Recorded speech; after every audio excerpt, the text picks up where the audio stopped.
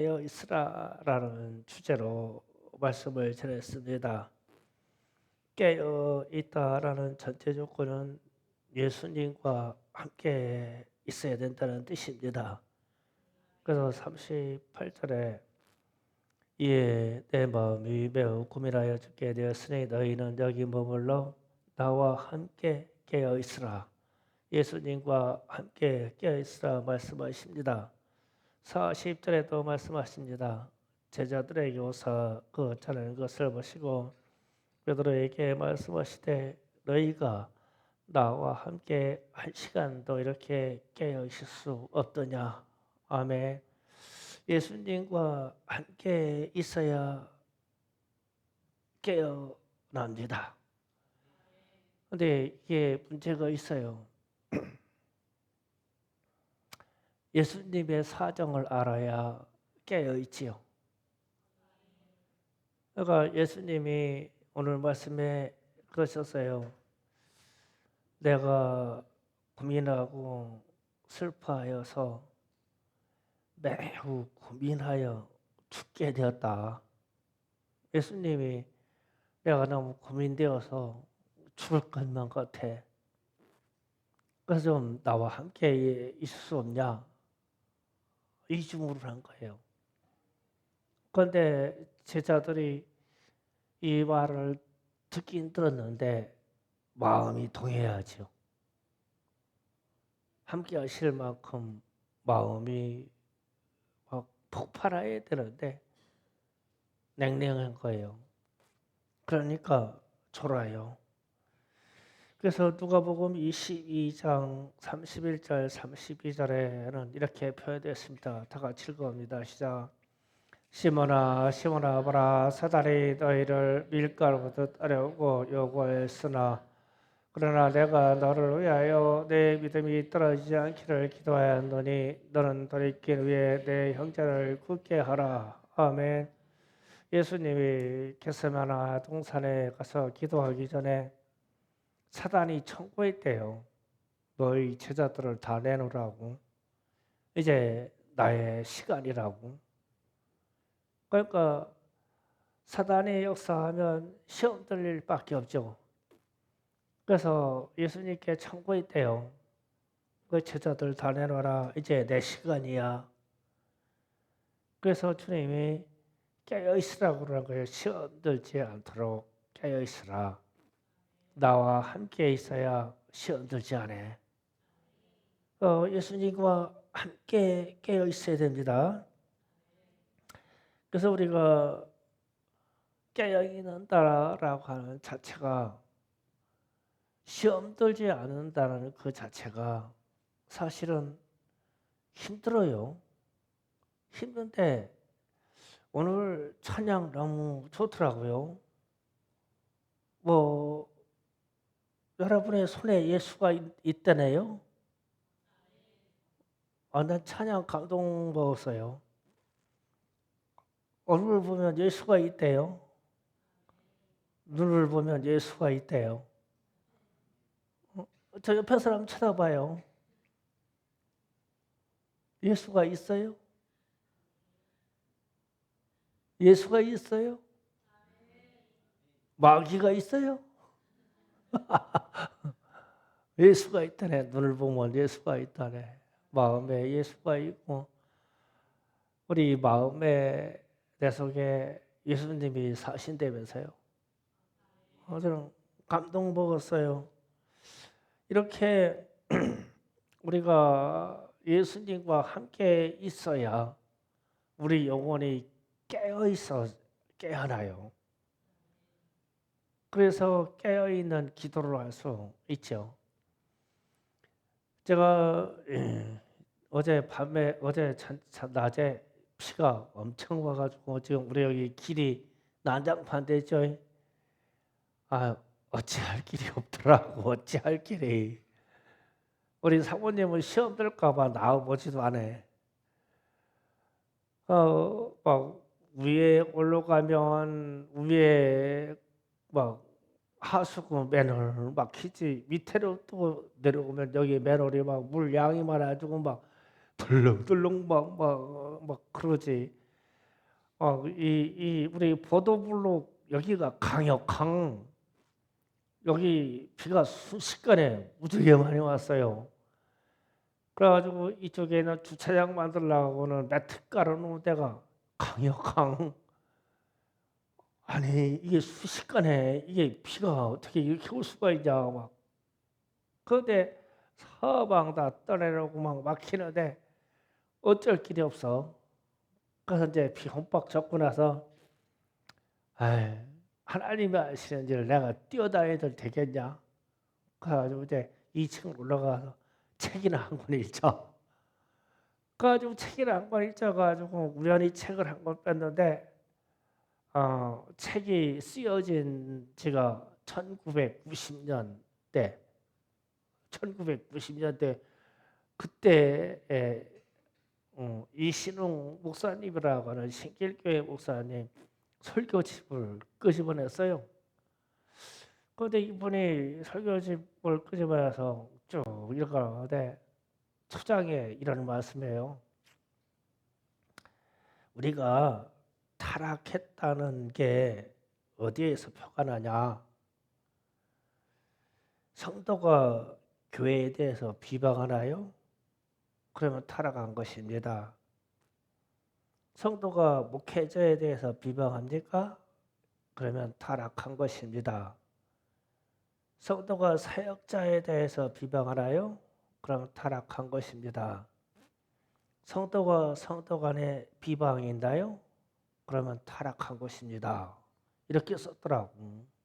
1990년대에 쓴 책인데 그런데 가슴이 섭칫해요. 그거를 읽는데 왜 그러냐면 이런 현상은 지금 한국 교회에 그냥 우리 일반 교회의 일상적인 얘기 아닌가요? 뭐 페이스북이나 뭐 유튜브나 막 이런 데 보면은 막 비방의 글이 지나치죠. 막 유명한 목사님들 다 끄집어냈죠. 유명한 선교단체 다 끄집어냈죠. 그게 타락이라고 했는데 그러면 지금부터 1990년이면 30년이 훌쩍 넘는 세월이잖아요. 30년 전에 그 원로 목사님이 그런 글을 남겨놨어. 그래서 제가 읽으면서 지금은 그럼 타락한 시대네. 영으로 타락한 시대야. 우리는 우리끼리 비방하고 교회끼리 비방하고 그래서 교회는 서로가 위로가 있고 서로 자랑이 있고 서로 사랑이 있어야만 되는 곳인데 비방이 생기기 시작했단 말이에요. 서슴없이 아무 생각 없이 계속 비방에서 옮기고 그러죠. 뭐 여러분은 안 그러죠? 목사님 자랑만 하고 다니죠? 아멘 안 넣은 거 보니까 상당히 비방의 요소요. 그러니까 좋은 교회는 그런데요. 서로 자랑하고 서로 사랑한 거 얘기하고 서로 위로한 거 얘기한대요. 사랑이 표정이 심각해지는 거 보니까 문제가 있지? 자, 이게 우리는 지금 이게 타락이라는 게 그냥 노출돼 있어서 서로 그래서 나만 그런 게 아니래서 그런데 이것을요 이신웅 목사님은 상당히 심각하게 다뤘더라고요. 이거를 벗어나려면 기도 외에는 어때요? 기도로 주님 앞에 이 말을 풀어놓아야지. 그렇지 아니하면 상처가 깊어지고 이 타락에 같이 젖어서 영원히 잠잔대요. 영원히 잠자면 깊은 기도의 세계를 열지 못한대요.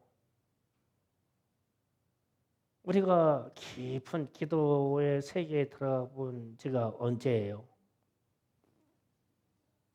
왜 그러냐면 깊은 기도에 못 들어가는 이유는 쓸데없는 말을 이미 써놔서 영혼이 잠자기 시작했어요. 깨어나지를 못하는 거예요. 우리는 지금 타락이라고 하는 이 이름 속에서 병들어가고 있는지도 몰라요. 깨어나야 됩니다. 그래서 우리는 영혼이 잠자는 이유 중에 누가복음 22장 45절을 잠깐 볼게요. 다 같이 있습니다. 시작. 기도회 후에 일어나 제자에 가서 슬픔을 인하여 잠든 것을 보시고 아멘. 이 겟세마네 기도의 장면을 마태복음은 점할 수 없는데 누가복음에서는 예수님이 아버지여 이 잔이 내게서 지나가게 없어서 그러나 내 뜻대로 하지 마시고 아버지의 뜻대로 없어서 이 기도를 했는데 제자들에게 갔는데 제자들이 잠을 자고 있어요. 잠을 자고 있는데 원인이 슬픔 때문에 그렇다네요. 슬퍼서 잠들었대요. 그러니까 예수님이 막 몸부림치면서 기도하고 막 이 땀방울이 막 핏방울이 되도록 막 부르짖어 기도하는데 그거를 가까이서 듣는데 슬펐대요. 슬펐는데 깨어나지 않고 잠들었대요. 우리 이거 좀 심각하게 생각해야 돼요. 슬프고 아프면 잠들어요, 영혼이요.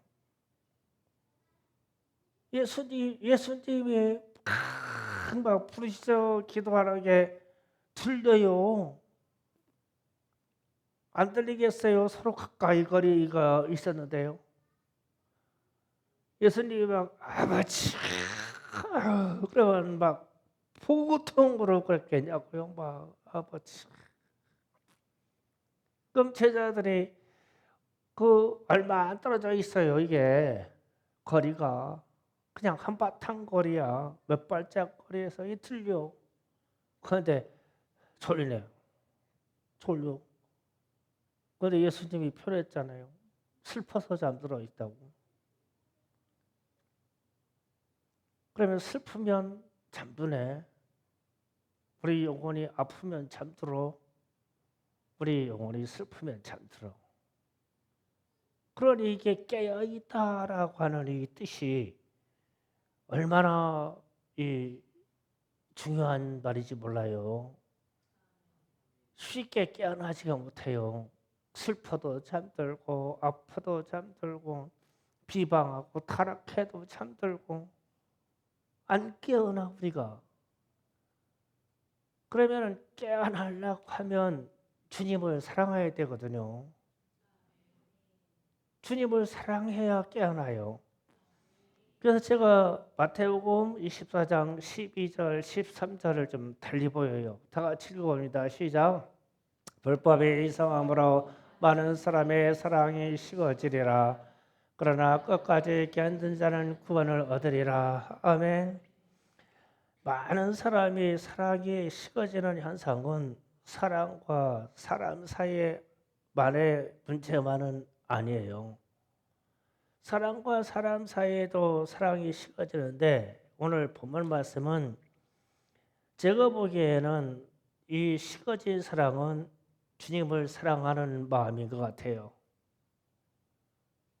그래서 구원이 곧바로 연결되는 것 같아요. 우리는 내 이웃을 조금 덜 사랑하고 사랑하지 못한 게 있다고 하더라도 구원을 받아요. 그런데 끝까지 견뎌서 구원을 얻으리라 그랬으면 구원을 얻지 못하는 경우가 있을 것인데 그때 식어진 사랑이 뭘까? 주님을 사랑하는 마음 아닐까? 그래서 주님을 사랑하는 마음이 맞는 것 같아요. 그래서 하나님을 사랑하고 내 이웃을 사랑한 것이 두 가지 사랑이 율법의 완성인데, 궁극적으로 하나님을 사랑하는 사람은 내 이웃을 사랑한다고 했잖아요. 그래서 하나님을 사랑하는 저 마음이 식어지면 구원이 위험해요. 끝까지 견디는 이 구원의 역사가 그려질 수 있단 말이에요.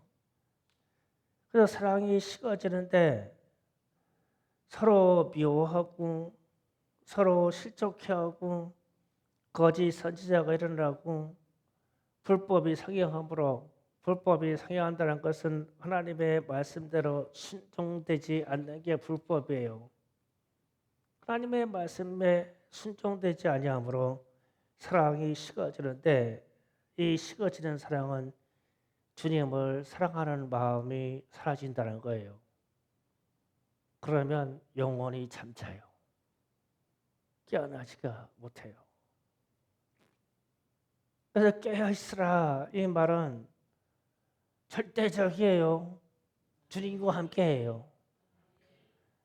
그래서 열 처녀의 비유를 할 때 다섯은 밀어나고 다섯은 슬기로웠는데, 슬기로운 처녀들은 주님이 재림할 때 곧바로 그냥 주님의 처소로 들어가 버렸어요. 그런데 나머지 다섯은 어리석고 밀어내라고 했거든요. 그런데 왜 밀어냈을까? 성경은 기름이 부족했다고 그랬어요. 그러면 기름이 부족한 현상이 뭘까?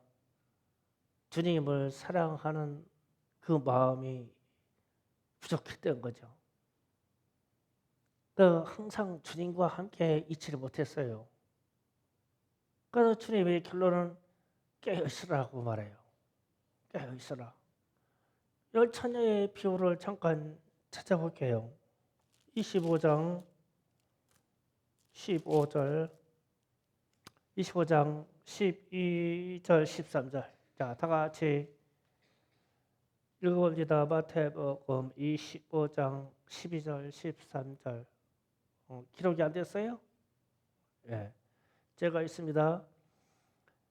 대답하려되 진실로 너에게 이르노니 내가 너희를 알지 못하노라 하였느니라. 그런즉 깨어있으라. 너희는 그날과 그때를 알지 못하느니라. 아멘. 그 열처녀의 부부에서도 결론이 깨어있으라로 되어 있어요. 깨어있으라. 그러면은 언제 깨어있다고요? 예수님과 함께 있을 때. 오늘 차양처럼 예수님이 내 안에 사실 때, 옆에 사람 보니까 옆에 사람 눈에 예수님이 계실 때, 옆에 사람은 손길에 예수님의 손길이 있을 때, 저는 오늘 여러분의 그 찬양을 들으면서 어떤 목사님 간증이 생각이 났어요. 어떤 목사님, 여자 목사님이 남편을 시집을 갔어요. 얻은 게 아니라 남편을 얻었다고 하면 참 이상하죠. 결혼을 했는데 이 남편이 한량이에요. 노는 거 좋아하고 술 좋아하고, 그 가정을 돌보지 않아요. 그리고 또 약주 드시면 또 주사가 얼마나 세지. 맨날 집에 들어와가지고 술 쳐가지고 집안 때려부시고. 그래서 이 부인이 술 쳐가지고 들어오면은 반드시 죽이겠다고. 그래서 막 칼을 막 싹싹 갈아서 막 날이 잘 설도록 만들어 놓고는 남편이 와가지고 술 쳐가지고 자빠져 있는데 이제 배에 올라타가지고 칼을 뽑은 거예요. 찔러서 죽이려고. 그런데 막 악을 쓰고 칼을 뽑아서 찔러라고 하는데 그 얼굴이 예수님의 얼굴로 확 변하더래요. 예수님의 모습이 그 술 취한 자기 남편 속에 있더래요. 기겁하고 칼을 내려놓고는 그때부터 기도했는데 그 술 좋아하시는 남편이 나중에 장로님 되셨죠. 교회를 섬기고 그런 분에게도 예수님의 형상이 있었대요. 그래서 여러분이 그 찬양할 때 저는 그 간증이 생각났어요. 예수님의 형상이 우리 안에 바로 우리 이웃에게 있어야 우리의 영혼이 깨어나요. 그렇지 않으면 잠들게 돼 있어요. 그래서 예수님이 나와 함께라고 말씀하신 거예요. 나와 함께 있어야 깨어 있는다. 그래서 우리는 깨어 있기를 원해요. 그래서 예수님과 함께 있기를 원해요. 예수님과 함께 해야 돼요. 그래서 누가복음 10장 38절 42절에 좋은 비유의 말씀이 나옵니다. 다 같이 읽어봅니다. 시작. 그들이 길을 갈 때 예수께서 한 마을에 들어가서 바로 따라 하루 이름하는 한 여자가 자기 집으로 영접하더라. 그에게 마리아라는 동생이 있어 주의 발치에 앉아 그의 말씀을 듣더니 마르다가 준비하는 일이 많아 마음이 분주한지라 예수께 나아가 이르되 주여 내 동생이 나 혼자 일하는 것을 두는 것을 생각하지 아니하시나이까 그를 명하사 나를 도와주라 하소서. 주께서 대답하여 이르시되 마르다야 마리아는 내가 많은 일로 염려하고 근심하나 몇 가지만 하든지 혹은 한 가지만 하도 족하니라. 마리아는 이 좋은 편을 택하였으니 빼앗기지 아니하라 하시니라. 아멘.